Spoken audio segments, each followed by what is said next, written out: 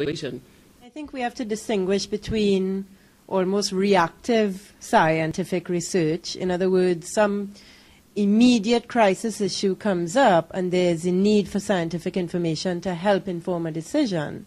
And then I think it's very important for the connection between scientists and policymakers to be already there. Right. For there to be an information flow, a channel, a personal relationship, a structure, or whatever. And certainly in many countries there are technical advisory councils or similar committees where scientists are represented on for that reason. So there's a set mechanism to facilitate the connection. But then I think we can also think about, forward thinking and medium and long-term planning, because science certainly thinks in the long term and often needs to be done over the long term. And the need to have research agendas in place, I think, is critical. And the need for those research agendas to be determined collectively by people, not just scientists and not just policymakers, but also with other stakeholders. Can better coordination be facilitated among marine researchers to address priority policy areas that have been identified at the site, at national and regional levels? Nicole previously raised the important point of a research agenda, so I just wanted to bring a practical example that is developing hot news. UWI has a memorandum of understanding with the Caribbean Regional Fisheries Mechanism. Now, CRFM is the body of CARICOM, obviously including the OECS states, that is responsible at policy level for dealing with fisheries in CARICOM countries, insular Caribbean, and of course our continental countries. We have agreed that one of the priorities is to develop a research agenda of CRFM member states. So what this means in practical terms is that we are hoping that we're going to develop some very simple guidelines so that from the local to the national level, from fishermen's organizations and groups like the Water Sports Association, such as we see some members in the audience here today, and others who have an interest, they will provide a national agenda as to what research, this is biological science, ecology, this is economics, this is about governance and sociology, all aspects of science and research, business and technology that they consider important. And this will be brought from the national level to the regional level. That type of communication and integration will allow not only the scientists within UWI structure at all three campuses, it would allow fisheries officers like my colleagues to the left to be involved.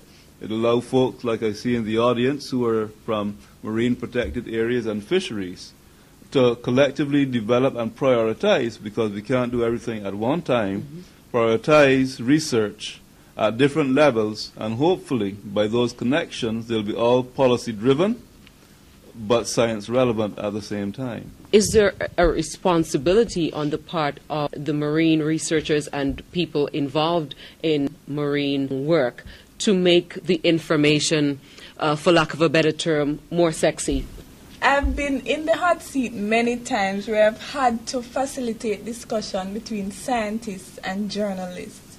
And let me tell you, it's a difficult task because there's no trust between the journalists and the scientists. And I'm talking basic communication. The scientists argue that the journalists don't quote them accurately. They round off their statistics, and scientists hate if it's 99.9, they want 99.9 in the story, whereas the journalists are taught to round it off. It's easier to read, easier to understand. So there are certain basic differences that are an hurdle when it comes to communications between the scientists and the journalists. And so part of that is trying to get them to understand from each other's perspective so that they are comfortable sharing the research.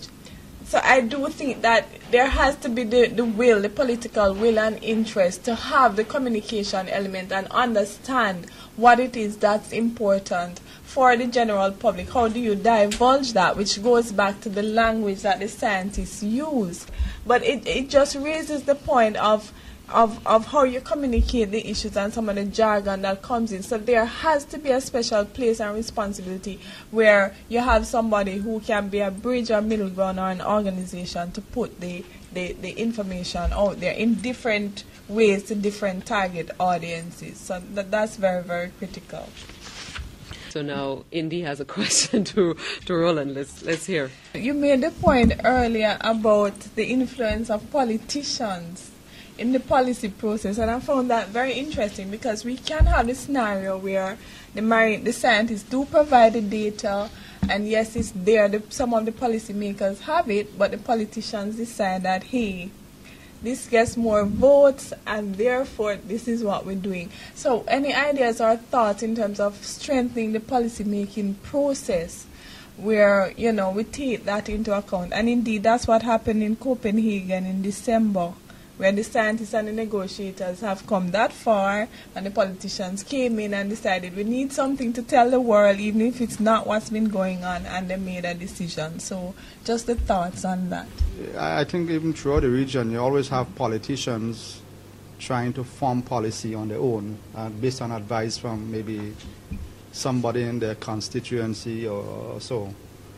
But, I mean, if you want to look at, let's say, fisheries, we have the Constitution provides for a fisheries advisory body. And this is a body that should advise the minister on different policies. But you'll find from time to time that that body would provide advice to the minister on, I mean, if you want to take one case, on a safety program, where we instituted minimum safety requirements for boats. The minister was advised that this is what we need to do now to provide for safety, because we were losing fishermen, you know, every year out at sea. And we started to effect that program of inspection and ensuring that the boats have the minimum safety items. But when we got to the Minister of Fisheries constituency, the fishermen didn't want to go to buy the radios and the GPS and the flares and so forth. They complained to the minister, and the minister stopped the program. You understand? So if ministers, the politicians, who are politicians, if they are taking the advice from in our case, the advisory committee that is provided for in the Fisheries Act, then we'll have more sound policy on what we're doing. In terms of getting the people engagement that was mentioned previously, and is the strongest link between marine science and policy really is through citizens, and getting them engaged in both science and policy.